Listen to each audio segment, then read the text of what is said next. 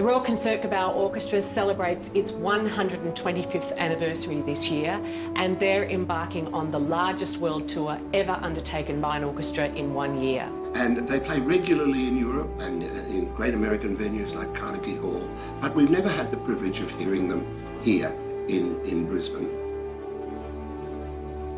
I saw this orchestra and I thought, we've got to have this piece, this orchestra.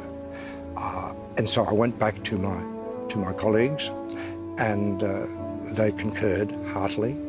And then we started the quest to get the Concertgebouw Orchestra to Australia. Unfortunately, it wasn't plain sailing at all. It seemed that every concert manager in Europe and North America wanted to have that orchestra, and there were such big delays before we could get them. It was 6 to 7 years before they would even consider coming to Australia. So that wasn't a good framework for us. So unfortunately we had to kind of put it on the back burner for the time being. This is one of the world's greatest orchestras. A little bit later on I left the ABC to take up the job as director of QPAC.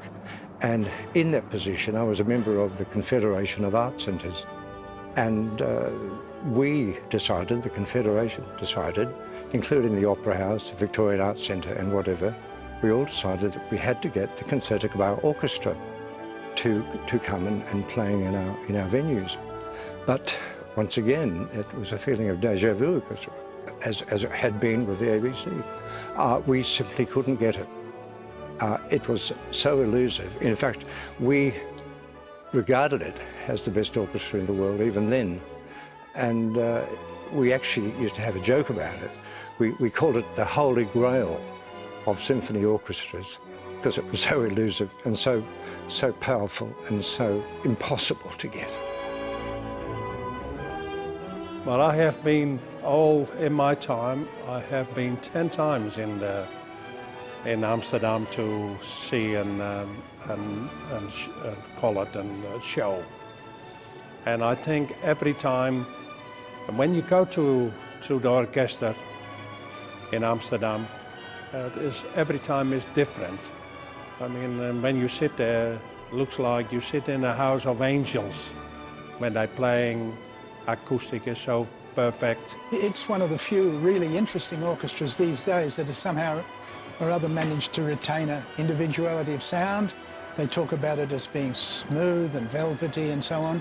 And I think one of the great attributes of an orchestra like that is the continuity of its chief conductorship. We're extremely privileged to have Maurice Janssens, the orchestra's chief conductor, accompany them on their tour here to Australia.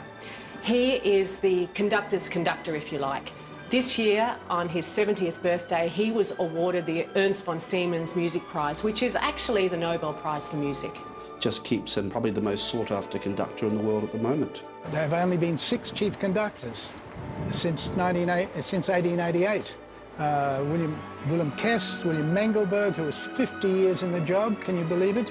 Then Van Bynum, Haitink, funnily enough, all 4 Dutchmen, before the arrival of the first foreigner, which was Riccardo Chailly from Italy, and Maurice Janssens at the moment, who is Latvian, I believe.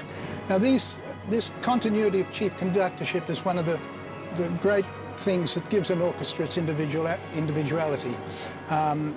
They develop the sound in very simple ways. They're fanatical about intonation and balance of chords, and eventually the orchestra grows into this thing which is itself unlike any other orchestra because of a wonderful collaboration between excellent orchestral musicians and very gifted chief conductors. On Sunday, 24 November, we'll be treated to a performance by pianist Jeffen Bronfman playing Beethoven's 3rd Piano Concerto.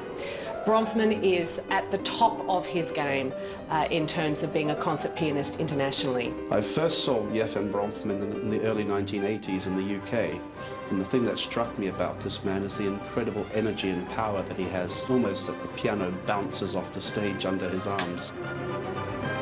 It was in 2008, I think, when the prestigious fine music journal, Gramophone, listed the 5 best orchestras in the world, and this orchestra, the Concertgebouw Orchestra, was number 1.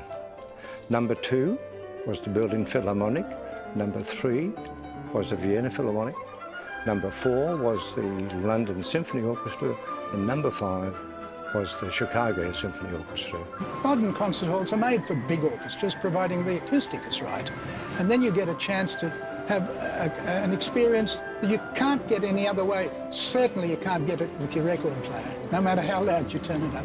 And considering they're ranked by many commentators as the #1 orchestra in the world, it's quite exciting that I get to see them here in Brisbane, not in Amsterdam. And it's going to be a brilliant concert moment for Brisbane, so I urge you not to miss it. The Royal Concertgebouw Orchestra of Amsterdam, Sunday 24 November and Monday 25 November, Concert Hall QPAC. If you enjoyed the Vienna Philharmonic, you'll love the Royal Concertgebouw Orchestra. It will never happen again.